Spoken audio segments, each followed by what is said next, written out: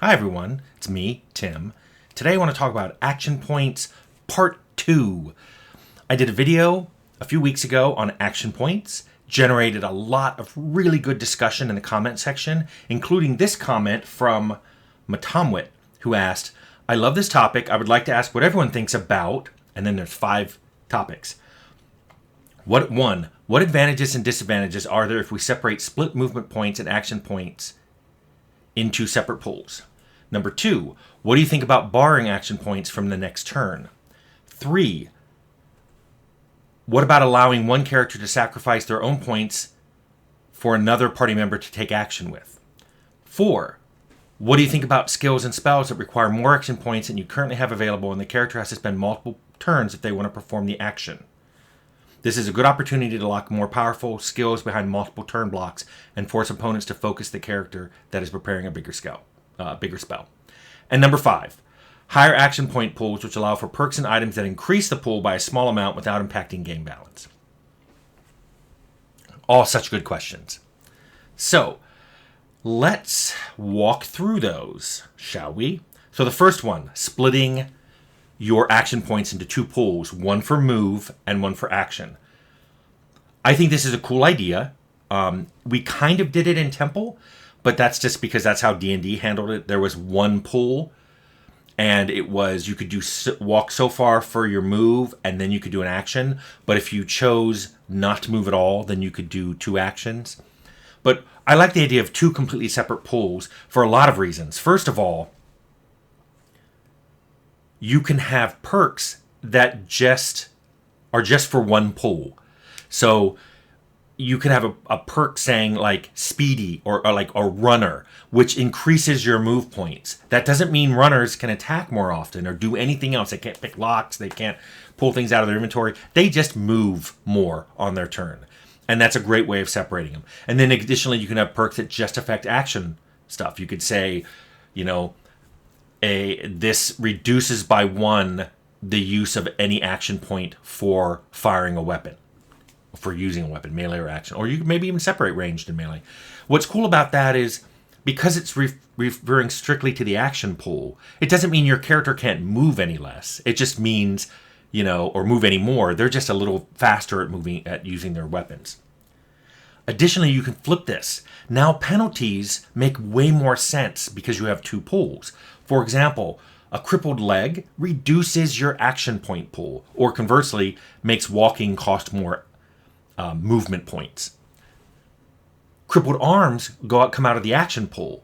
Once you have a crippled arm, maybe it costs you an extra 1 or extra 2 to use a weapon or to do any kind of manipulation in the world, like pick a lock or pick something up. I like this because it makes more sense that a crippled arm and a crippled leg would have wildly different effects in a point-based combat system. And there's also tons of overlap you could have with different mechanics. If you already have fatigue in your game, maybe you're using fatigue to determine the difference between walking and running.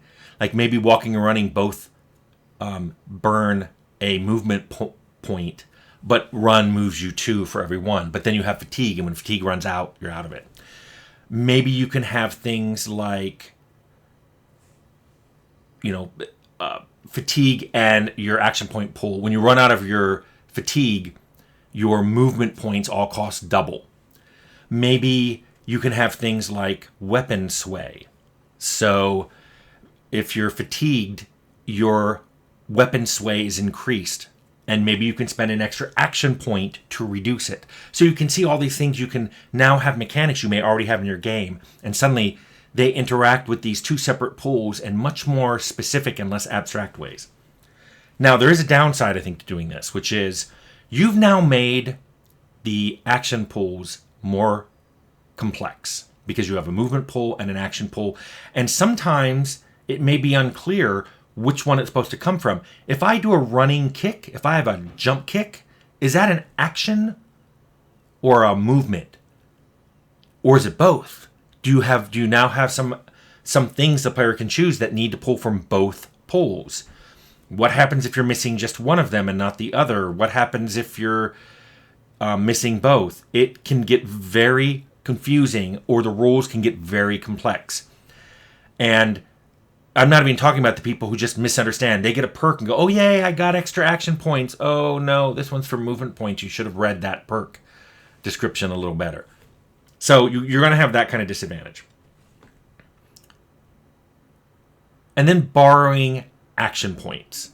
I don't know if I like borrowing from future turns. I would say if I did this, I would limit it. First of all, I would make it a perk. You don't start off being able to do this. Maybe you get a perk saying you can use so many extra action points in a round, but then your next turn you lose those points, or maybe you lose double those points. Something that makes it like if you're going to borrow, you're going to have to borrow with interest. Also, I would limit its use, either the number of times you can do it in a particular combat, or the total amount you could ever borrow, because it could get ridiculous if people are like, I'm going to borrow 100 action points from my next 3 turns and just run around the battlefield in my turn and kill everybody. It's definitely something you have to put a limit on. But I like it, but my design hackles raised a little bit, and I'm like, I see lots of ways this could be abused. So borrowing action points from future turns, experiment with it, but expect to have some issues. And then the third one, which is letting one of your characters in the party donate move points or action points to another character. I don't like this one. I don't like it for a lot of reasons. One, it doesn't make as much sense to me if somehow I can move really fast and that lets one of my other friends move fast. I don't see it as much. It also makes me worried that some player characters in the party, if you're a party-based game, may be created just to be batteries. In other words, they'd use all their stats and perks to have a bunch of action points just so they can donate them to other people in the group and act as a battery for the good combat characters. Although, the more I think about this, that is an interesting character design, like making a battery, because he himself is worthless, but he donates stuff to other people. Anyway, not sure I like it, but be very careful going this route and think and plan on some players making battery characters. The fourth one, the idea of spreading an action over multiple combat turns so you can accumulate enough points to use a particular high AP cost ability. I love that. I think that's a great idea. Again, it reminds me of the character who just stands there doing nothing, and then turn 1 goes by, he doesn't move or act. Turn 2, he doesn't move or act. And then in turn 3, he bursts into action and does all these crazy things. I love that. But also,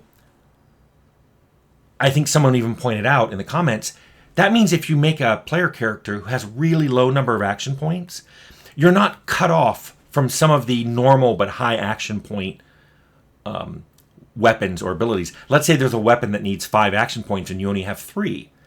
Well, if there's no rolling an action over multiple turns, you just can't use that 5 action point ability.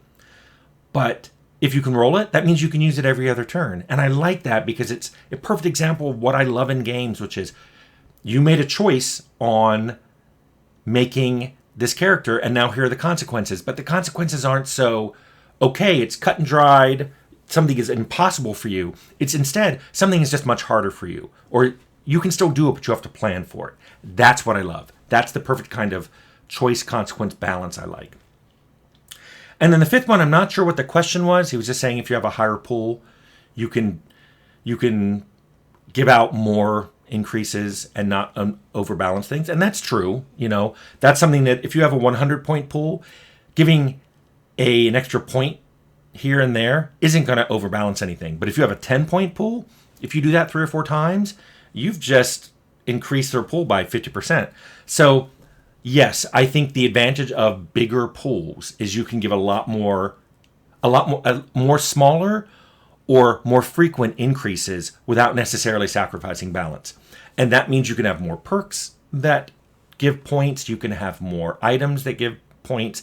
So if you want to make a really speedy character, maybe there's a perk that makes you run faster, and there are these boots that make you run faster.